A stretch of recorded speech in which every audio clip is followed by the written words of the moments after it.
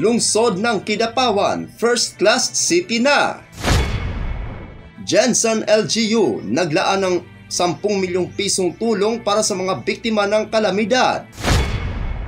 At fourth quarter social pension para sa mga senior citizen na ipamahagi na sa lungsod ng Tacurong.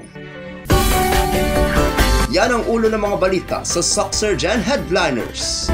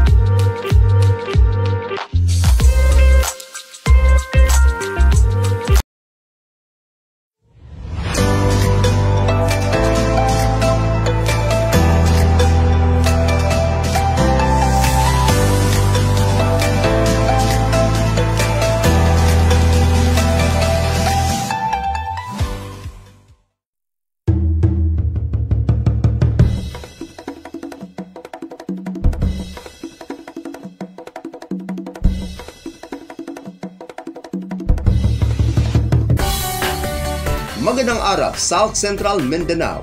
Narito na ang mga pangunahing balita sa Socksurgeon Headliners ngayong Disyembre 7, taon 2024. Lungsod ng Kidapawan, first class city na. Narito ang ulat. Maagang pamasko ng lokal na pamahalaan ng Kidapawan sa pangunguna ni City Mayor Atty. Jose Paulo M. Evangelista, Vice Mayor Melvin E. Lamata Jr. at ng buong sangguniang panglungsod ang mahirap na first-class component city ang lungsod. Matatandaang minsan nang naipangako ng alkalde ang karangalang ito para sa bawat Kidapawenyo na dahilan ng patuloy na pagsusumikap ng LGU Kidapawan.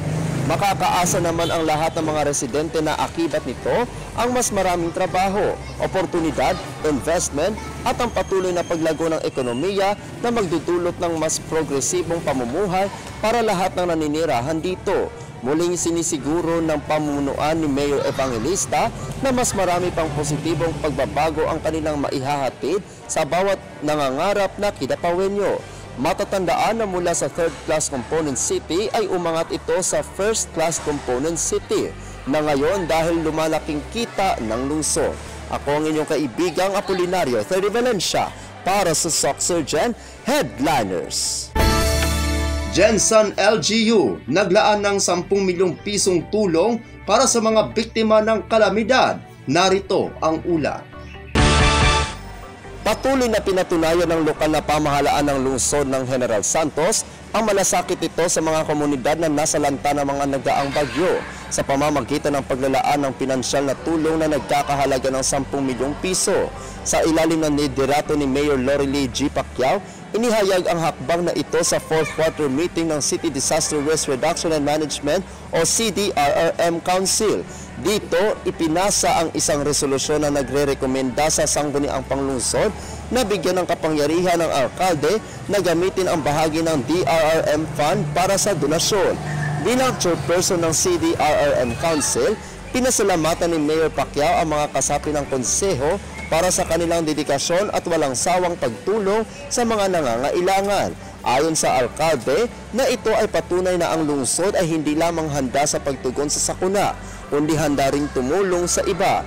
Bukod sa tulong pinansyal, ipinagmamalaki din ni Mayor Pacquiao ang kamakailang pagkilala sa konseho sa pamamagitan ng Gawad Kalasag Seal, ang pinakamataas na parangal para sa mga DRRM Council sa bansa. Dagdag pa ng alkalde na ang parangal na ito ay patunay na seryosong pangako sa serbisyo publiko.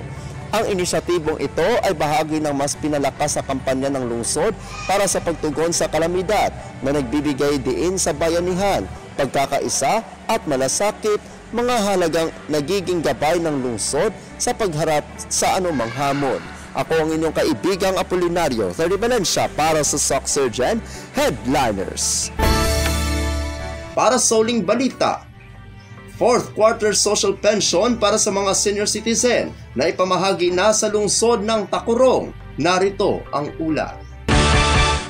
Matagumpay na naipamahagi ang social pension sa 6,200 senior citizens mula sa iba't ibang barangay ng lungsod ng Tacurong noong ika-2 hanggang 4 ng Disyembre taong kasalukuyan. Pinangunahan ng Office for Senior Citizens Affairs at City Social Welfare and Development Office ang pamimigay ng ayuda upang matugunan ang pangunahing pangangailangan ng mga nakatatanda at mapabuti ang kalidad ng kanilang buhay. Ang bawat senior citizen ay nakatanggap ng 3,000 pisong cash assistance mula sa programa bilang suporta sa kanilang mga gastusin. Patuloy ang lokal na pamahalaan ng Tacurong sa pagsisikap na maiparating ang serbisyo at tulong sa mga sektor na nangangailangan, lalo na sa mga senior citizen na kabilang sa mga prioridad ng administrasyon. Ako ang inyong kaibigang Apolinario Talivanencia para sa SOC Surgeon Headliners.